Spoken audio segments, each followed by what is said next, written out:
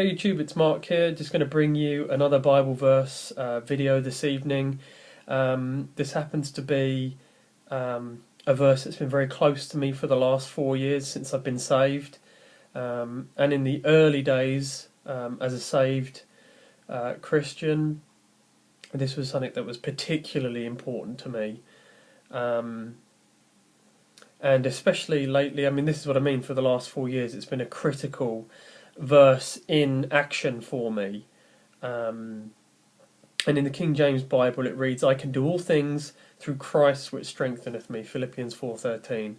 Such an important verse, underlying the real foundation of our reassurance, of our confidence, of our comfort through Christ. And it's been particularly useful to me these last couple of weeks, still dealing with the fallout from the dental thing that I went through. And, without Christ, there's no way I would have got through that. It was just so thoroughly unpleasant and so very painful that it took the strength of Christ to really keep me going through that and keep me with it and focused and kept me in the Word. Kept me praying. This verse really encapsulates, how we deal with tribulation and struggle and problems. It's a great, great verse, which again, it's why these satanic corruptions out there pervert it in whatever way they can do. I want to read to you the main other sort of perversions that are out there. There's one or two that are close or about right, but the majority of them change the word Christ to something else, usually Him, and make it a very ambiguous statement. Who is strengthening us exactly? It's Christ. So let's just take a look and see what they're doing. Again, just a reminder, Philippians 4:13, "I can do all things through Christ which strengtheneth me." So just bear that in mind when you listen to these other perversions that are out there. And I'm going to go through the same ones, and I'm not going to play any favourites or miss any that are actually pretty good. The rule that I apply to this is you can't have one failure at all. So the fact that one or two corruptions may actually agree with the King James doesn't mean anything to me. They all have to agree all of the time, and therefore they'd just be a King James Bible, obviously. So the fact that they may hit it once or twice, for me, doesn't count for anything at all. Nothing. So just bear that in mind as well. So let's take a look at the usual culprits. American Standard Version, "I can do all things in Him that strengtheneth me." In Him. No mention of Christ.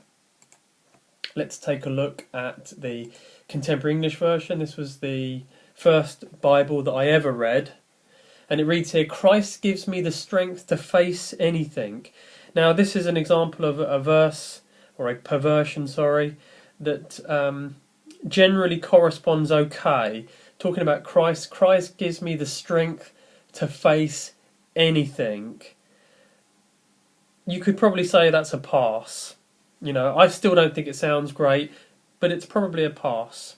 So again, I don't play any favourites. I don't go, well, they're all, again, the Contemporary English Version, just remember this, fails badly on pretty much everything else. Just go through all my other videos, you'll see that it fails. So the fact that it's kind of basically okay here counts for nothing. But I need to be, subjective and look at all of them and give a proper picture, rather than focus on one and skip everything else. Let's take a look at the English Standard Version.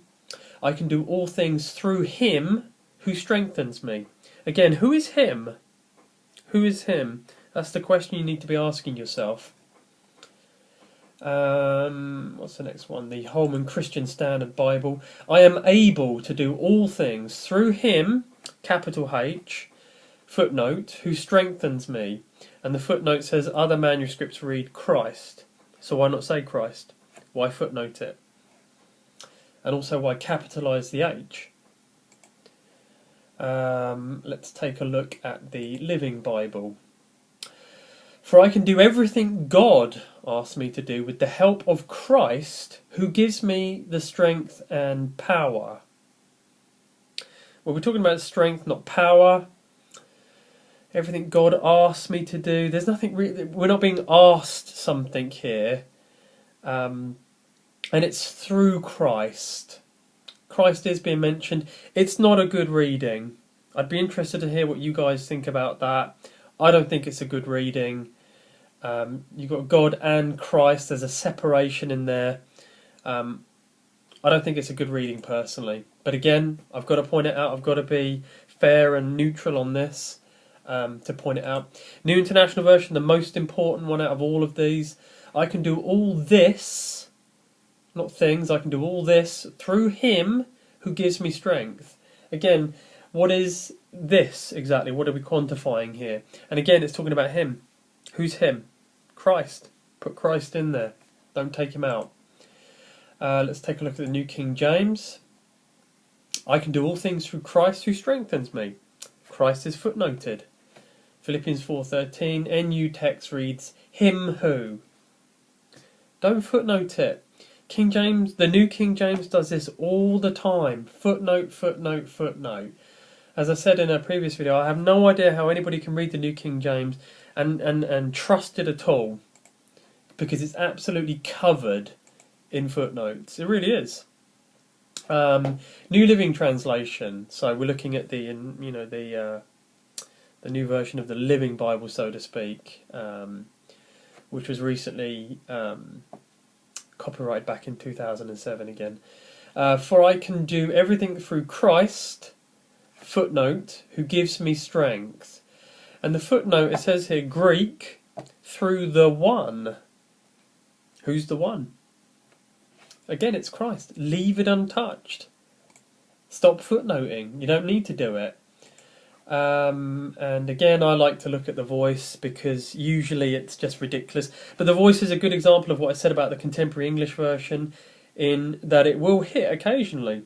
And there are others in New King James will hit just occasionally. But this is the whole point about these. They will do that to pull you in. So they'll have this one or two hits, but like the 98% remainder is all fails and misses. So let's look at the voice here. I can be content in any and every situation through the Anointed One, capital A, capital O, who is my power. Again, we're seeing power here, and strength. It's messed up. It's messed up. Anointed One, contentment, power. You know, where's this coming from? What's going on here? So, basically what I wanted to do again was just highlight another verse for you.